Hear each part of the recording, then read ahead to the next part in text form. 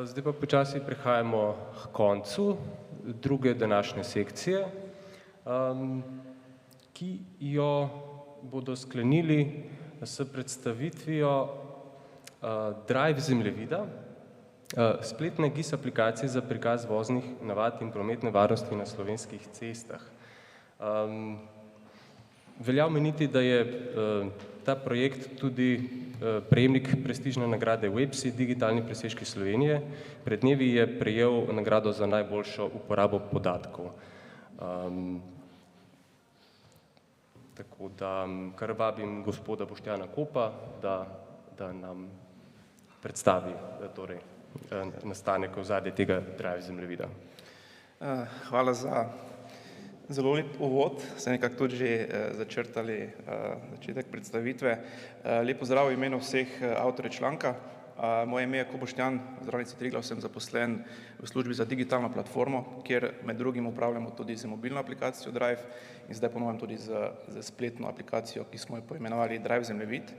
Za začetek mogoče eno anekdoto povem. V bistvu je ta aplikacija bila na nek način zasnovana ravno pred 2 letoma na tem istem kraju, v podobnem času, ko je kolega Krištof Štir potem po predstavitvi, ki sem tudi predstavljal Drive aplikacijo, takrat pristopil do mene in takrat v bistvu smo stkali te digitalne vezi, pa v bistvu to človeške oziroma prijateljske, lahko rečemo. Tako da za začetek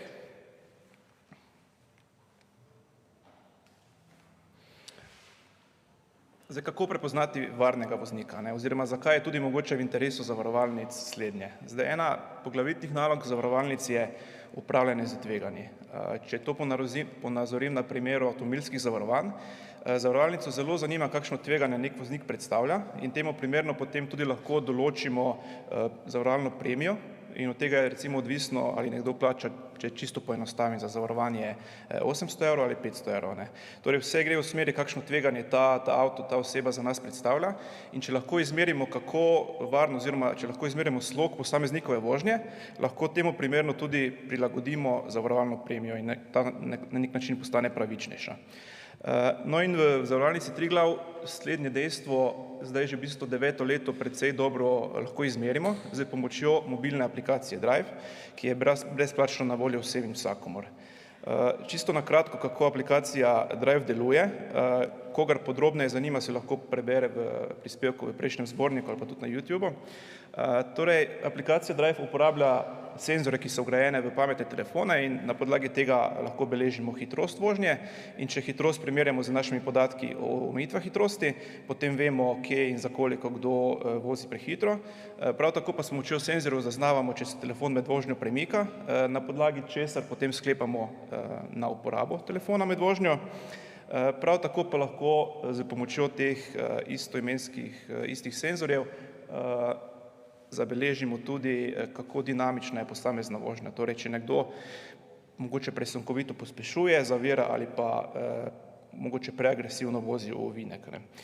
In algoritem aplikacije je narejen na način, da potem po koncu vsake vožnje izračuna neko povprečno oceno vožnje in če je ta ocena dovolj visoka skozi vso leto, v našem primeru, če je povprečna ocena višja od 90, smatramo, da je ta voznik varen in temu primerno mu lahko ponudimo tudi nižjo premijo.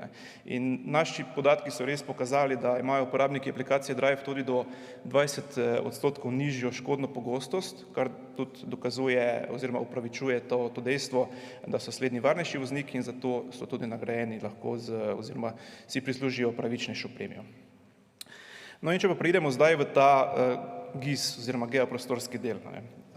Ko sem jaz takrat pred leti prvič te podatke dal na zemljevid, se je kar hitro pokazala te podatke oziroma veličina podatkov, s katero upravljamo. In tukaj recimo primer, to so potem lokacije teh končnih voženj popolnoma anonimne seveda v uporabnikov in lahko vidimo, da je praktično v Sloveniji ni cestnega odseka, kjer se aplikacija Drive ne bi uporabljala.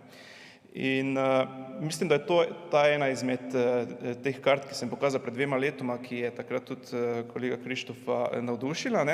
In Kaj hitro smo povedali, da tudi ti podatki imajo lahko zelo veliko uporabno vrednost, tudi predvsem na tem družbeno odgovornem področju. In v Zavarovalnici Triglav že vrsto let tudi spodbujamo te projekte na področju cestne preventive in takrat smo bolj kot ne interno poskusno začeli analizirati mogoče neke kritične točke oziroma cestne odseke v bližini osnovnih šol in vrtcev, kjer pa tudi aplikacija Drive kaže, da prihaja do pogostejših, recimo temu, prekrškov. In tukaj recimo en tak primer v okolici osnovne šole, vidimo, da je teh prekrškov oziroma teh prekoračitev omejitev hitrosti bilo kar precej in slednje smo precej dobro kombinirali interno, smo pa naleteli na en precej velik izziv. In kot sem uvodoma povedal, povprečna ocena uporabnikov Drive je 97 od 100, kar nakazuje, da so varni vozniki, ampak vseeno noben ni svetnik na cesti, vsi naredimo kdaj napako in ravno ti 3%, če primerjamo vso to res količino podatkov, recimo v vseh letih smo prevozili več kot 1,5 milijarde kilometrov, seveda ta velik prostorski vzorec potem nam pove tudi dejstvo, da se je skupaj zgodilo na slovenskih cestah več kot 100 milijonov Drive, recimo temu, prekrškov. Torej od vožnje čez omejitev, uporabe telefona, sunkovitih pospeševanj, zaviranj. In ko smo slednje mi želeli za interne analize oziroma nekako uporabljati za naše namene, smo hitro naleteli na izziv, kako to učinkovito reproducirati oziroma po eni strani tudi, kako ponuditi podatke širši javnosti, tako da res lahko ponudimo te podatke vsem odločevalcem. No in ravno takrat na tem delu manipulacije podatkov smo združili moči z Fakulteto za gradbeništvo in geodezijo, kjer smo te podatke, ki se potem konkretno za namen raziskave nahajajo v CSV obliki, smo potem sklenili, kako te podatke prikazati najprej na neki generalizirani globalni ravni na nivoju Slovenije. In za ta namen smo potem sklenili uporabiti te podatke generalizirati v obliku šestkotnikov, pri tem smo uporabili tako imenovano H3 geoprostorski indeks, ki je razvoj podjetja Uber in je prosto dostopno. Torej, po domače povedano smo Slovenijo dobesedno tlakovali z temi šestkotniki in na to smo konkretno v te šestkotnike prešteli, seveda računsko oziroma algoritmično, koliko teh v tem primeru prekoračitev hitrosti se je zgodilo znotraj posameznega šestkotnika in s tem smo nekako dobili to generalno sliko, kaj se dogaja na širšem območju. Ti podatki so tudi generalizirani na dolžino cestnega omrežja znotraj posameznega poligona in tako lahko hitro vidimo, kjer so mogoče neka območja, ki so bolj, recimo temu, rdeča. No, poseben izziv je pa potem bil tudi te podatke pripisati posameznim cestnim odsekom. To je recimo zemljevid teh 5 parametrov, ki jih Drive aplikacija beleži, torej hitrost vožnje oziroma prekoračitve hitrosti, premiki telefona, pa potem sunkovita pospeševanja, zaviranja in pa sile v ovinku. In teh podatkov je skupno, kot rečeno, več kot 100 milijonov v Sloveniji. No in naš izziv je bil, kako te prekrške, ki predstavljajo v prostoru neke točke s koordinatami, pripisati na posamezne cestne odseke. In to smo storili na način, torej, da smo cestno omrežje, katerega osnova je bila podatkovna baza OpenStreetMap, smo razdelili na cestne odseke, dolge približno 1 kilometer na avtocestah in pa okrog 200 metrov izven avtocest. In na to smo te podatke pripisali, te točkovne podatke pripisali potem na posamezne cestne odseke. Na nek način, recimo temu narekovajih preprost spatial join, ampak zaradi same ogromne količine podatkov, to bi kolega Jernej iz VGG-ja znal več povedati, je to predstavljalo kar velik izziv. In že ko smo mi interno želeli na območju Slovenije slednje početi, smo naleteli na kar precejšnje težave z samim QGIS programom, recimo, ki je kar zmrznil velikokrat. No in v tem primeru je šlo za uvoz teh podatkov v prostorsko bazo PostgreSQL in s pomočjo orodja FME Workbench smo oziroma so kolegi te podatke pripisali na posamezne cestne odseke, pri tem pa smo si pomagali, da smo območje razdelili na 5x5 prostorsko mrežo oziroma grid in potem postopoma algoritmično slednje pripisovali, da smo potem tudi pohitrili ta proces, ki bi verjetno trajal več dni machine time oziroma procesorskega časa na nekaj ur. No in takole pa potem izgleda en tak rezultat, kjer smo torej te točke, ki se prej predstavili, pripisali posameznim cestnim odsekom tukaj na območju širšega centra Ljubljane. Kot rečeno, Drive zemljevid je rezultat dela z podjetjem oziroma z Univerzo v Ljubljani ULFGG in tudi podjetjem Flycom Technologies, ki je prispeval ta razvojni del platforme, GIS platforme, ki je v ozadju Drive zemljevida. Slednje pa smo potem tudi vkomponirali v našo spletno stran in tako ponudili eno tako spletno GIS aplikacijo, kjer so torej zbrani osnovni podatki, generalizirani, anonimizirani podatki aplikacije Drive. Hkrati pa smo v samo aplikacijo tudi vključili informacije o lokacijah osnovnih šol in vrtcev, pa tudi o prometnih nesrečah strani policije, ki so tudi prav tako prosto dostopne. In no, glavno moč pa te podatki dobijo oziroma ta aplikacija dobi, če pogledamo od bližje, torej na posamezne cestne odseke. In v bistvu lahko že samo čisto vizualno kaj hitro vidimo te rdeče odseke, kjer prihaja do pogostejših, v tem primeru prekoračitev hitrosti in tukaj lahko konkretno vidimo te avtocestne razcepi v okolici Ljubljane, med katerimi prednjači definitivno razcep Malence na južni ljubljanski obvoznici. Recimo samo na tem območju je samo aplikacija Drive več milijonov prekoračitev hitrosti zaznala in če slednje podatke primerjamo z lokacijami prometnih nesreč, vidimo, da je to območje res precej nevarno. En tak zanimiv primer, tole je Višnjegorski klanec, pač temnejši rdeči odtenki pomenijo več napak, svetlejši manj. In nekako smo ugotovili, tukaj omejitev hitrosti 110 na uro, smo ugotovili, da nam na avtocestah Slovencem res niso všeč omejitve na 110. In sploh tukaj in če tem dodamo tudi dejstvo tega cestnega odseka v smeri Dolenjske, kjer je ravno, mislim, da celo letos bo eno verižno trčenje, je slednje res, bom rekel, kar zastrašujoče, kaj se dogaja na nekaterih odsekih. Kot rečeno, smo združili v to aplikacijo tudi lokacije osnovnih šol in vrtcev in kaj hitro se tudi izkažejo neka območja, kjer so ti rdeči odseki v neposredni bližini osnovnih šol in vrtcev in tako lahko to orodje tudi služi kot zelo dober pripomoček osnovnim šol in vrtcem, recimo za načrtovanje varnih šolskih poti ali tras za opravljanje kolesarskega izpita, kar na nekaterih občinah že počnejo. Tole pa je en tak, bom rekel, najbolj pereč cestni odsek, ki ga tudi vedno izpostavimo. Gre za občino Velike Lašče, naselje Turjak. Tole križišče je v neposredni bližini osnovne šole in tudi vrtca in na tem cestnem odseku je aplikacija Drive zaznala več kot 80.000 prekršitev hitrosti.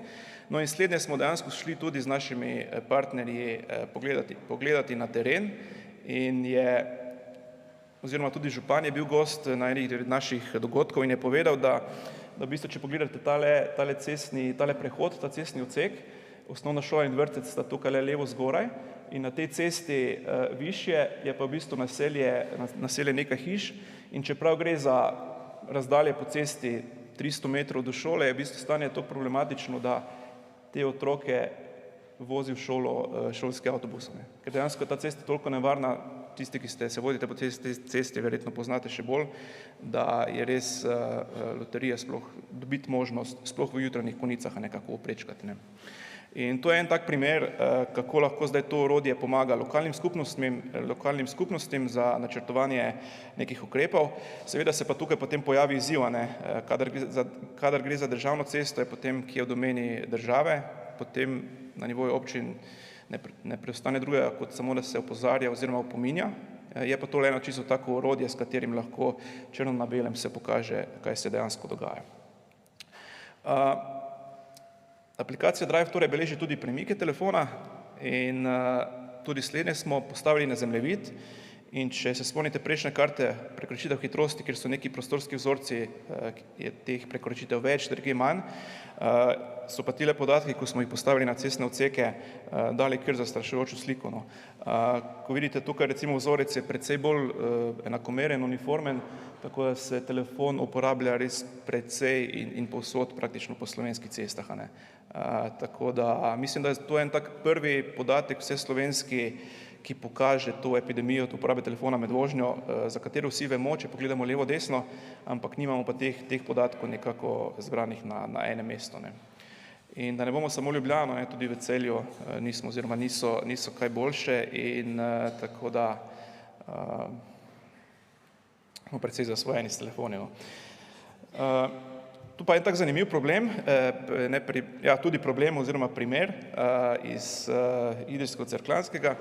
Tukaj je aplikacija Drive tudi meri sunkovite vožnje v ovinek in to je en tak primer, kjer se precej na teh ovinkih gre sunkovito v ovinek in če bi pogledali vzroke za te prometne nesreče prikazane, kar nekaj izmed njih ima tudi vzrok prevrnitev vozila.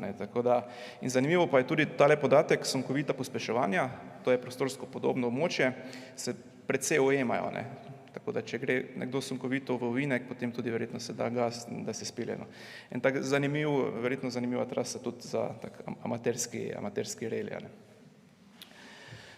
No, en izmed glavnih namenov tega Drive zemljevid aplikacije in tudi projekta je pa bil tudi omogočiti oziroma pripraviti na podatke na način, da so primerni za ponovno uporabo oziroma za vsesplošno javno rabo.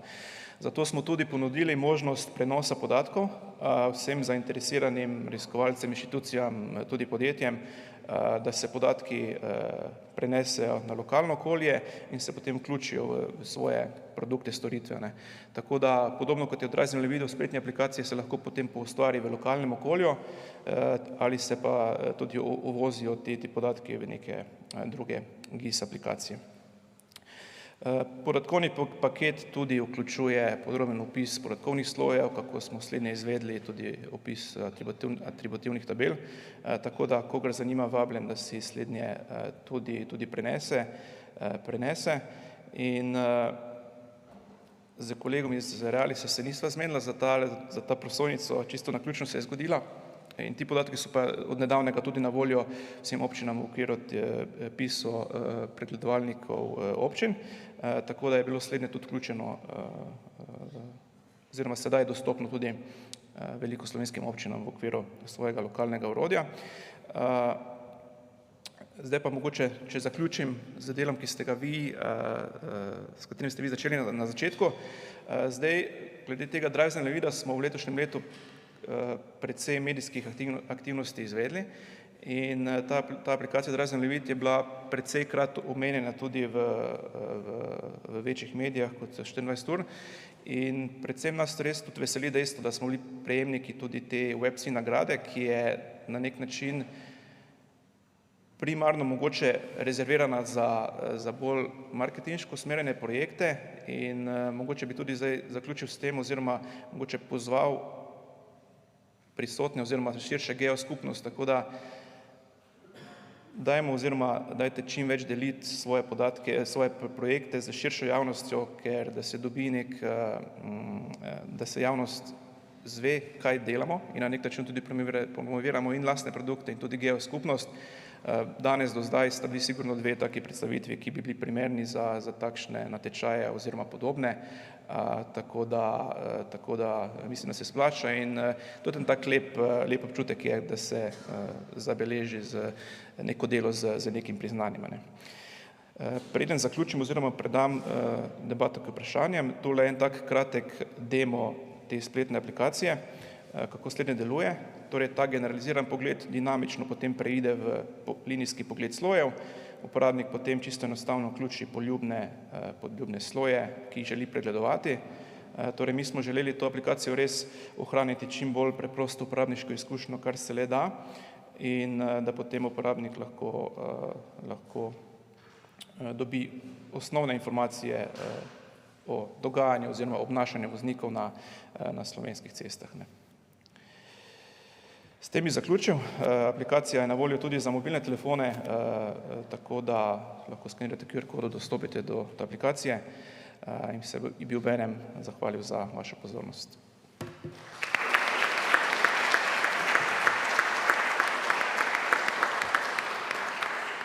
Najlepša hvala. Vsekakor gre za zelo pomemben prispevek k poznavanju voznih navad in pa tudi izboljšanju prometne varnosti.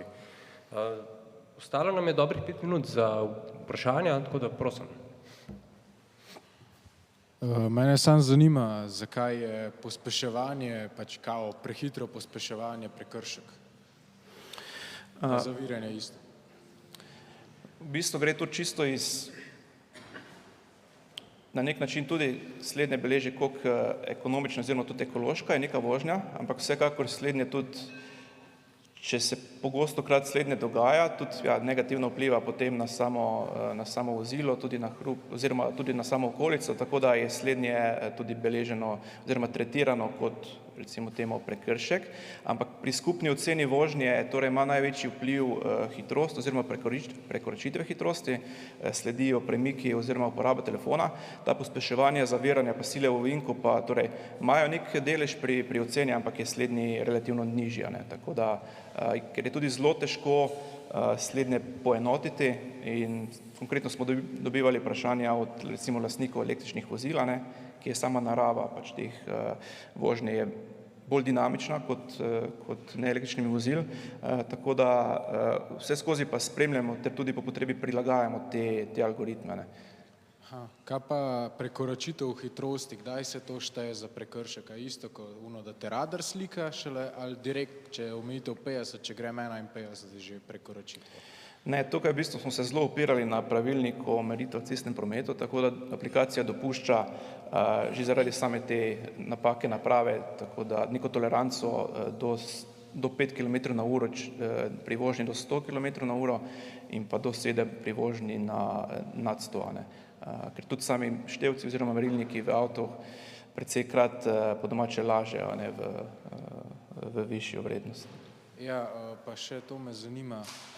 Premik telefona, recimo, da jaz že vklopim to aplikacijo, ampak še stojim z avtomobilom. A to ti šteje premik telefona samo, ko se avtomobil premika, ali tudi, če jaz recimo na semaforju nekaj pogledam ali pa si muziko prešaltam ali pa karkoli?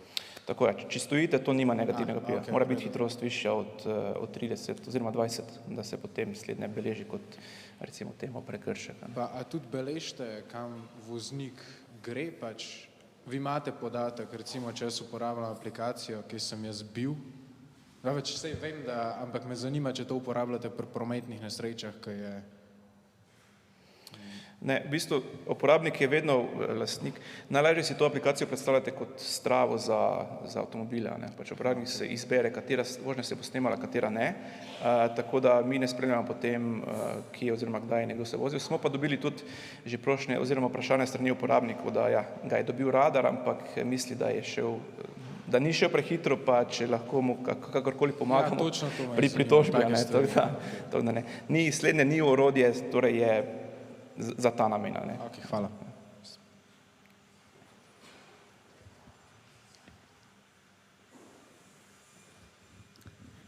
Glede na to, da imate precej dolg niz zbiranja podatkov, a ste se kaj tudi osredotočili na, se pravi, kulturo vožnje skozi leta, pa če se stanje kaj izboljšuje oziroma ali se poslabšuje?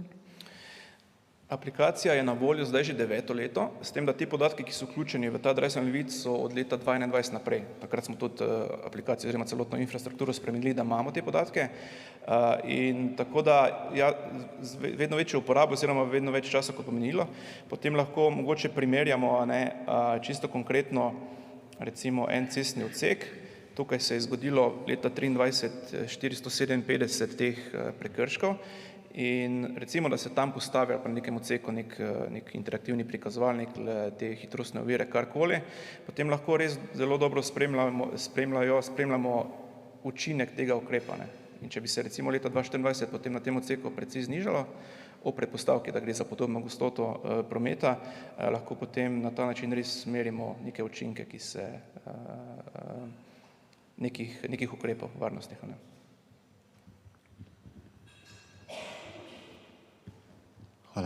Jaz sem metodološko vprašanje. Vi prikazujete absolutne številke.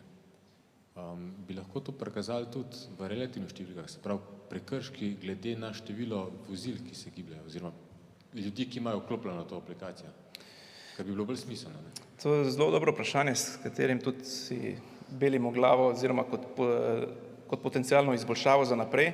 Torej, nam je bilo res idealno, ne samo, da bi mi imeli podatke, mi podatke načeloma mogoče imamo, ampak to ni naš namen od vseh uporabnikov aplikacije na tem cestnem odseku, ne?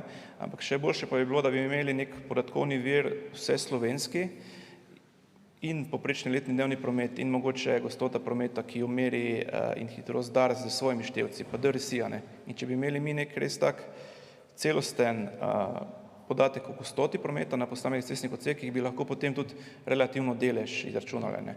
Ampak ja, zaenkrat gre za absolutne številke oziroma podatke prikazujemo tam, kjer se uporablja aplikacija Drive. Ne?